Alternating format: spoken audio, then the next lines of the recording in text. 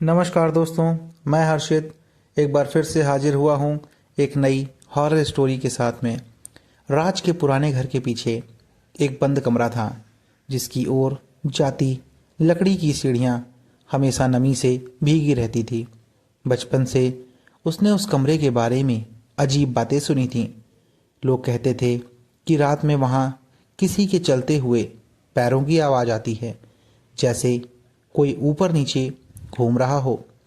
सालों बाद घर की मरम्मत के दौरान राज को उस बंद कमरे की चाबी मिल गई। हवा अचानक ठंडी हो गई, जैसे पूरे घर ने एक साथ सांस रोक ली हो। चाबी ताले में घुमाते ही हल्की सी खट से आवाज़ हुई और दरवाज़ा खुद ब खुद धीरे धीरे खुलता चला गया। अंदर सिर्फ अंधेरा था, अंधेरा इतना घना कि टॉर्च की रोशनी भी निगल जाए।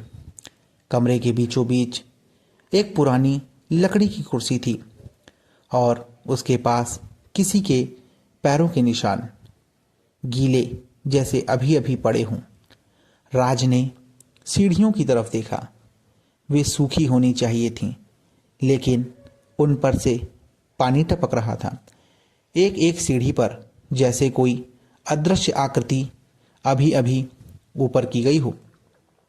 हिम्मत करके वह चढ़ने लगा। पहली सीढ़ी हल्की ठंडी महसूस हुई, दूसरी सीढ़ी थोड़ी और, तीसरी सीढ़ी। जैसे ही उसने उस पर पैर रखा, मानो उसके पैर बर्फ की तरह जमने लगे हों। चौथी सीढ़ी पर चढ़ते ही पीछे से धीरे से फुसफुसाहट हुई। कानों के पास ऐसी फुसफुसाहट सुनकर राज पीछे मुड़ा, पर उसे कोई दिखाई नहीं दिया। आवाज़ इतनी धीरे थी कि वो समझ नहीं पा रहा था कि कोई क्या बोल रहा है, पर हाँ, उसे हल्का हल्का यह समझ आया कि किसी ने उसके कानों में कहा, इतनी देर क्यों लगा दी? मैं कब से तुम्हारा इंतज़ार कर रहा था। राज पीछे मुड़ता कि तभी सामने उसकी नज़र गई। धीरे धीरे राज के पैरों के नीचे की सीढ़ियाँ और गीली और नरम जैसी हो रही थीं। उसका पैर फिसलता जा रहा था। उसे ऐसा लग रहा जैसे कोई उसे धकेल रहा हो। जैसे जैसे वह ऊपर बढ़ता रहा, फुसफुसाहट साफ होने लगी। कई आवाज़ें एक साथ उसके कानों के पास गूंजने लगीं। कभी किसी आदमी की आवाज़ तो कभी किसी औरत की आवाज़। बच्चे हंसते हैं उसके कान के पास। उसे समझ नहीं आ रहा था उसके साथ क्या हो रहा है। एक ही आवाज़, आ जाओ, अंदर आ जाओ, हम सब यही हैं, तुम्हारा इंतज़ार कर रहे थे। सीढ़ियों के अंत में सिर्फ एक सकरी सी जगह थी। वहाँ पर एक दर्पण रखा था, पुराना, धुंधला और टूटा हुआ। राज ने टॉर्च उठाई और उस दर्पण की ओर रोशनी डाली। उसमें उसका प्रतिबिंब था, पर एक बात थोड़ी अजीब थी। दर्पण वाला राज मुस्कुरा रहा था। दर्पण वाले राज ने धीमे धीमे सिर झुकाया और होठों पर एक तिरछी मुस्कान दी। यह देखकर उसके हाथों से टॉर्च गिर गई। दर्पण वाला राज टेढ़े कदमों से कांच की सतह के बेहद करीब आ गया और फिर अंदर की तरफ दबने लगा, जैसे कोई बाहर निकलने की कोशिश कर रहा हो। दर्पण के भीतर की ओर धंसता रहा, जैसे बार बार कोई उसे ढकेल रहा हो। राज पीछे हटना चाहता था, मगर सीढ़ियाँ अब सूखी नहीं थीं। वे और भी ज़्यादा चिपचिपी और ठंडी हो चुकी थी। उसका पैर उन पर रखते ही चिपक रहा था। दर्पण के भीतर से वही मुस्कुराता हुआ दूसरा राज उभरने लगा। उसकी आंखें गहरी, अस्वाभाविक काली थीं, मानो उसकी पुतलियां नहीं, सिर्फ काले दीदे हों। तुम बाहर क्यों हो? मैं बाहर तुम्हारा इंतज़ार नहीं कर सकता, तुम अंदर आ जाओ। राज समझ नहीं पा रहा था कि दर्पण वाला राज क्या कहना चाहता है। उसने फिर बोला, आओ, हम लोग अदल बदल का खेल खेलते हैं, जैसे बचपन में खेलते थे। राज पूरी तरह सकपका गया। उसको समझ नहीं आ रहा था कि उसके साथ क्या हो रहा है। राज ने पूरी ताकत लगाई, सीढ़ियों से अपना पैर छुड़ाया और पीछे हट गया। कमरा का अंधेरा अब पहले से ज़्यादा गहरा हो गया था, जैसे वह असली काला और गहरा आकार ले रहा हो। तभी उसके कानों के पास बिल्कुल सटकर, जैसे कोई फुसफुसा रहा हो, कोई सांस ले रहा हो, पर कमरे में कोई नहीं था। राज उस घने अंधेरे में चारों तरफ देख रहा था, पर उसे कुछ दिखाई नहीं दे रहा था। राज अपने कांपते हुए हाथों से दरवाज़ा खोलने की कोशिश करता है, लेकिन कमरे का दरवाज़ा अब वैसा नहीं था। उस पर भी नमी उभर आ रही थी। दरवाजे का हैंडल भी इतना ठंडा हो चुका था कि उसे पकड़ पाना मानो मुश्किल सा हो रहा था। राज बहुत घबराया हुआ था।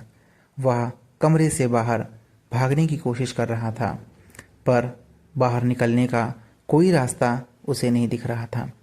तभी पीछे दर्पण से कर कर करके आवाज़ आने शुरू हो गई और देखते ही देखते उसमें एक दरार पड़ गई।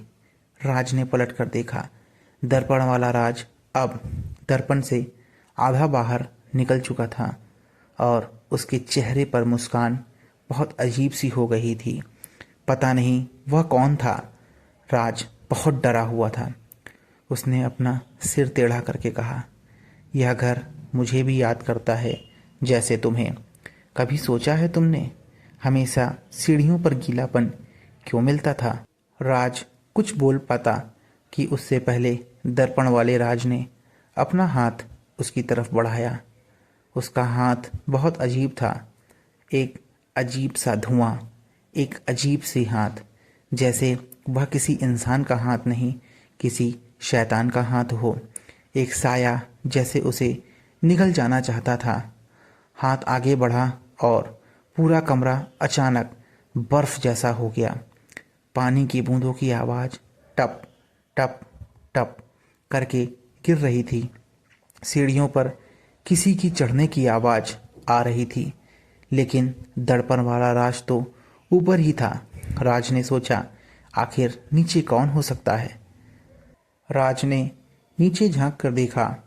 वहाँ पहली सीढ़ी पर एक परछाई खड़ी थी। धीरे धीरे सिर उठाती, बिल्कुल इंसानी आकार लेती। उसका चेहरा घने अंधेरे से घिरा हुआ था। दर्पण वाला राज फुसफुसाया, वो तुम्हें नीचे ले जाएगा और मैं तुम्हें उसकी जगह दे दूंगा। कमरा बंद होने लगा, दर्पण फैलने लगा, सीढ़ियों से वो अजीब आकृति ऊपर चढ़ने लगी। राज ने चीखते हुए कमरे से भागने की कोशिश की, लेकिन तभी दरवाज़ा एकाएक बंद हो गया और बाहर पूरे घर में बस आवाज़ गूंजी, अब कोई बाहर नहीं जाएगा, जो होगा यहीं होगा। कमरे का दरवाज़ा गर्दन की ओर बढ़ने लगा। कमरे में इतनी ज़्यादा ठंड बढ़ गई थी कि राज सांस तक नहीं ले पा रहा था। उसकी धड़कनें तेज हो रही थीं। कांच के छोटे छोटे भागों में झिलमिलाती अजीब सी शक्ल, एक अंधेरा सा उस कमरे में छा रहा था। दर्पण अब आधा खुल चुका था और अंदर की तरफ से एक लंबी पतली परछाई बाहर की ओर झांक रही थी। राज का मन लगातार एक ही बात पर अटका हुआ था, आखिर मेरे साथ क्या हो रहा है?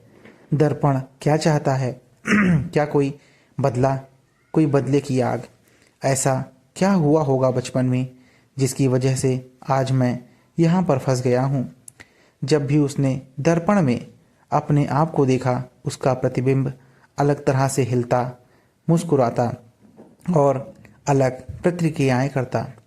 तभी उसे याद आया एक छोटी सी बात, जिसे बचपन में उसकी माँ ने कहा था, अगर कभी कल्पना तुम्हें डराए तो उसे नाम दे दो, नाम होने पर वह कमज़ोर पड़ती है। राज को लगा शायद वह नींद में है, यह सब उसकी कल्पना में हो रहा है। राज ने होश में आने की कोशिश की।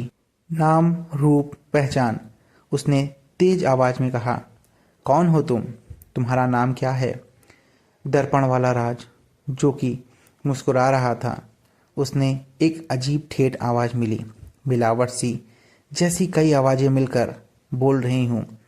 दर्पण वाले राज की आवाज़ में राज ने एक चीज़ महसूस की। कभी उसकी आवाज़ एक सामान्य लगती, कभी उसकी आवाज़ एक उम्रदार पुरुष में बदल जाती, तो कभी वह किसी औरत की तरह बात करता। जब वह उससे कुछ बोलने की कोशिश कर रहा था, तो मानो कई सारी आवाज़ें एक साथ बोल रही हों। नाम हमारा सिर्फ तुम ही रख सकते हो, दर्पण वाले राज ने कहा, पर नाम का भाव तुम्हारी स्वीकारोक्ति नहीं है, तुम्हारे भीतर के डर पर टिका हुआ है। राज ने समझाया कि दर्पण का रास्ता डर से पनपता है। दर्पण वाले राज ने जैसे ही यह बात बोली, राज को समझ आ गया कि मैं जितना डरूंगा, यह उतना ही डराता जाएगा और अपनी शक्ति को मजबूत करता जाएगा। अगर वह किसी तरह डर को तोड़ दे, तो वह दर्पण को सामान्य चीज की तरह देख सकता है और शायद वह इस कमरे से बाहर निकल सकता है। वो पल अचानक राज के भीतर कुछ फट पड़ा। उसने आंखें मूंद कर अपनी सबसे बेवजह, सबसे बचकानी हरकत को बुलाया। बचपन में वह और उसके दोस्त अंधेरे कमरे में बैठकर बेवकूफ़ी भरे चुटकुले करते थे, हंसते थे, गाते थे। उसने आज भी वही आजमाया। राज गले में फंसी हुई आवाज़ निकालने की कोशिश करने लगा। वह हंसने की कोशिश कर रहा था, पर हंस नहीं पा रहा था। फिर भी उसने अपनी माँ को याद किया और हंसने की कोशिश की। पहले वह धीरे से हंसा, फिर हल्का तेज, फिर हल्का तेज, और ऐसे करते करते वह उस अंधेरे कमरे में तेज तेज हंसने लगा। दर्पण वाले राज ने चौंक कर गर्दन टेढ़ी की। उसके चेहरे की मुस्कान कुछ रीझ गई थी। दर्पण की सतह पर अब धुंध की ही जगह हल्की हल्की लकीरें उठने लगीं, जैसे कोई पुराना चित्र फट रहा हो। राज ने जोर से हंसने की कोशिश की। हंसी में गाना मिल गया। फिर अचानक एक बचकाना ठहाका। हंसी असामान्य थी, बेधड़क और पूरी तरह से निहायत मानव। कमरा उसी धड़कन का हिस्सा बनता गया। हंसी कमरे की दीवारों पर गूंजने लगी, दर्पण से टकराती और कमरे में गूंजती। पूरे कमरे में राज की हंसी गूंज रही थी। और फिर जैसे कोई सूती धागा अचानक कट जाता है, दर्पण पर एक चमक उठी। उसकी सतह पर से जो दूसरा राज निकलकर बाहर आ रहा था, वह अब धीरे धीरे बर्फ की तरह पिघलने लगा। उसका चेहरा एक अजीब सा पदार्थ में बदलने लगा। धीरे धीरे अंदर की तरफ वह राज फिसलता जा रहा था, जैसे राज की हंसी उसको मार रही हो। दर्पण ने एक आखिरी बार कर करके आवाज निकाली, जैसे किसी ने पुरानी घंटी को पीछे से खींच दिया हो। राज ने पलट कर देखा।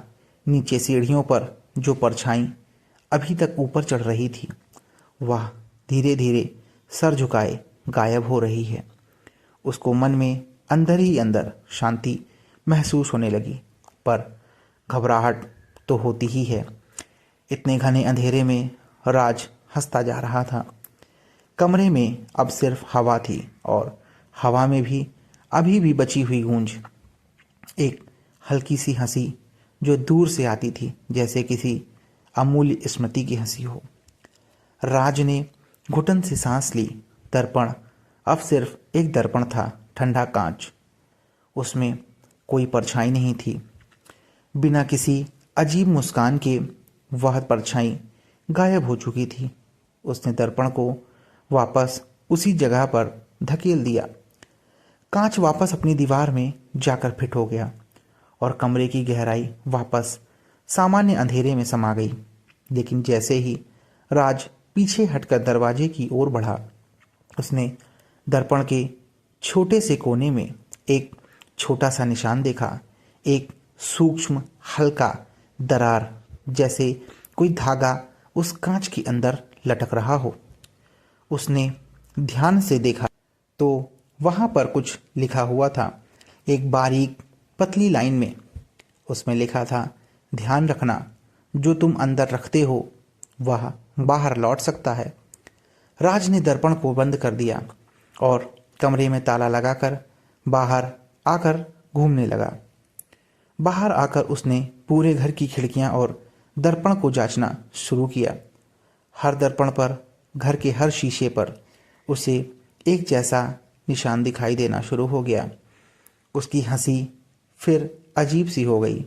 शायद दर्पण की ताकत उस कमरे तक ही सीमित थी, या शायद उसने जो कुछ भी देखा उसे भीतर बंद कर लिया था। वह घर छोड़कर बाहर खड़ा हो गया। हवा में अभी ठंडक थी और ठंडक एक अजीब सी चेतावनी देना चाहती थी जिसे वह महसूस कर रहा था। इतनी सूक्ष्म दरार जो कि उसके घर पे किसी भी शीशे पर नहीं थी, आखिर वो कहाँ से आई है? राज लंबी लंबी सांसें लेता हुआ अपने घर से दूर हटता गया। पीछे मुड़कर उसने देखा, पहला साया कमरे के बाहर खड़ा था, ठीक वैसे ही जैसे किसी ने उसे छोड़कर जाना चाहा हो। पर इस बार वह साया स्थिर था। वह मुस्कुरा नहीं रहा था, सिर्फ खामोश था। राज ने जाने का रास लिया। फिर दर्पण की दरार में जो संदेश था वह उसकी जेब में किसी अनजानी कागज की तरह चिपक गया। उसे पता था कि यह खत्म नहीं हुआ है, केवल एक बाजी टल गई है। लेकिन वह दूर से यह सब देखकर बहुत परेशान हो रहा था। धीरे धीरे उसकी जिस हंसी ने उस दर्पण वाली हंसी को तोड़ा था, अब वह एक खामोशी में बदलती जा रही थी। राज घर से निकल चुका था। बाहर की हवा में थोड़ी गर्मी थी, लेकिन जैसे जैसे वह आगे बढ़ता गया, ठंड अभी भी उसके साथ चिपकी सी महसूस हुई, जैसे दर्पण की सतह ने उसे छूकर कुछ छोड़ दिया हो। उसने घर का दरवाज़ा बंद किया, कुंडी चढ़ाई और दूर जाने लगा। लेकिन कुछ दूर पहुंचकर उसे ऐसा लगा कि घर असामान्य रूप से चुप था, बहुत ज़्यादा चुप, इतना चुप कि जैसे अंदर कोई आवाज़ इंतज़ार कर रही हो। रास्ते में उसकी जेब में रखा फ़ोन कंपन करने लगा। राज ने जेब से फ़ोन निकाला। स्क्रीन पर कोई नोटिफिकेशन नहीं था, लेकिन कंपन बंद होते ही फ़ोन की काली स्क्रीन पर एक हल्की दरार थी। वह आकृति, वही पैटर्न जो दर्पण पर दिखाई दिया था। राज ने पलकें झपकाई, दरार गायब हो गई, लेकिन अब उसका दिल पहले जैसा नहीं धड़क रहा था। कुछ तो गड़बड़ थी। दोस्तों, कहानी अभी ख़त्म नहीं हुई है, इसलिए मैं अभी आपसे अलविदा लेता हूँ और जल्द ही इस कहानी के अगले पार्ट के साथ आपसे मुलाकात होगी। तब तक के लिए अगर अभी तक आपने हमारे चैनल को सब्सक्राइब नहीं किया है तो सब्सक्राइब कर लें और नोटिफिकेशन पाने के लिए बेल आइकन को ज़रूर दबाएं।